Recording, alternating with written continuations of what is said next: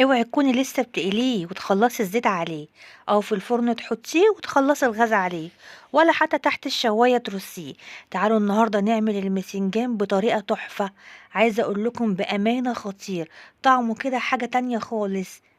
أطعم من اللحمة وأجمل من الفراخ، حاجة كده في منتهى الطعامة، بطريقة سهلة وبسيطة وسريعة، والنتيجة في النهاية خطيرة. وكمان على البوتاجاز، يعني ولا فرن ولا شواية. بس طبعا لو أول مرة بتشوفونا، يسعدنا انضمامكم للقناة. ولو عجبكم الفيديو، لو سمحتوا بعد إذنكم حطوا لايك علشان الفيديو يترفع ويوصل لأكبر عدد من الناس والكل يستفاد. يلا كده بينا نسمي الله. معايا حوالي نص كيلو من المتنجان، انا قطعته كده شرايح الاول متوسطه. في الوصفه ديت انا مش عايزه الشرايح تكون رفيعه، انا عايزاها تكون بالحجم اللي انتوا شايفينه دوت. كمية المتنجان بقى، اي حاجة عندك انت ممكن تعمليها. انا هنا عملت متنجانتين بس ما شاء الله عملوا معانا وجبة حلوة اوي وجميلة. دلوقتي بقى انا بعد ما قطعته شرايح كده، انا معايا طبق فيه مية وملح، عشان اللي انا هقطعه هحطه في المية والملح دي على طول عشان ينزل اي مرارة في المتنجان. دلوقتي بقى انا هاخد الشرايح بتاعتي ديت وهقطعها صوابع كده اهو بالشكل ده بالظبط كده، ولا تخينة قوي ولا رفيعة قوي. حاولي على قد ما تقدري انها تكون كلها مقاس واحد، وما تكونش الصوابع رقيقة قوي علشان ما تتهريش معانا. وفي نفس الوقت برضو ما تخليهاش تخينة، علشان بس ايه ما تاخدش لون من بره وتبقى نية كده من جوه. احنا عايزينها ايه تبقى كلها مستوية وحلوة كده كلها زي بعض. هي والله وصفة بسيطة، وفي دقايق هتكون جاهزة معاكي. احنا هنا بقى بعد ما خلصت الكمية اللي عندي، انا بحطها في مية وملح كده زي ما قلت لك عشان لو فيها اي مرارة ولا حاجة تنزل فيها. وبعدين باخدها بصفيها في مصفى وبسيبها شوية على جنب. دلوقتي بقى انا هجيب طبق معايا كده اهوت، وهحط فيه معلقة من الزيت. بس كده، هي معلقة واحدة بس من الزيت اللي انا هعمل فيها الوصفة بتاعتي دي. وبحط معلقة صغيرة كده اهوت من البابريكا.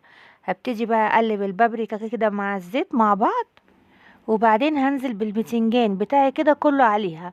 عايزه اقولك البابريكا اللي هي البابريكا المدخنه دي بتدي طعم حلو قوي وبتدي ريحه كده زي ريحه الشوي. هقلب كده المتنجان كده بتاعي مع البابريكا كده والزيت. بس كده. دلوقتي بقى انا هاخده على البوتاجاز بتاعي. معايا طاسه فيها معلقه من الزيت صغيره، انا هحطها بس علشان ايه البابريكا ما تنزلش وتتحرق وتدخن معايا. دلوقتي بقى دي اول مرحلة معايا. انا هاخد المتنجان كده وهنزل بيه في الطاسة بتاعتي.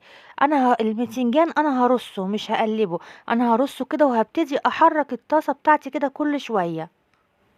وبعدين مش هقلب عليه غير لما اتاكد ان هو ايه ابتدى ياخد لون كده من تحت، زي ما انتوا شايفين كده بالشكل دوت اهو. ابتدى كده ياخد لون معايا كده جميل من تحت وابتدى يدخل في السوا. هقلبه بس الناحية التانية، وهسيبه برضو ياخد لون كده وهحرك برضو ايه في الطاسة بتاعتي كده كل شوية. هي دقيقتين تلاتة بس بالكتير، وهيبتدي المتنجان يستوي وياخد لون كده جميل، وريحة البابريكا بجد خطيرة. خطيرة طالعة كده عاملة زي ريحة الشوي.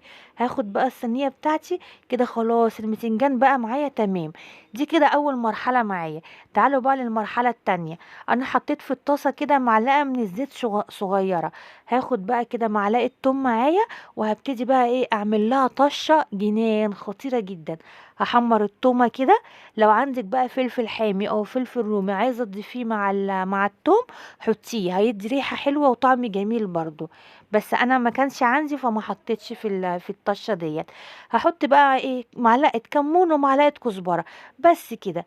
تعالي بقى شم ريحه الطشه الجميله ديت، انزلي عليها بقى بشويه خل كده وايه، وتعالي بقى الطشه دي على صينيه المتنجان اللي احنا عملناها كده، وقلبي بقى الطشه مع المتنجان حاجه كده ريحه بجد مفيش اجمل من كده. دي كده المرحله التانية. تعالوا بقى ايه الخطوه اللي جايه دي جميله جدا.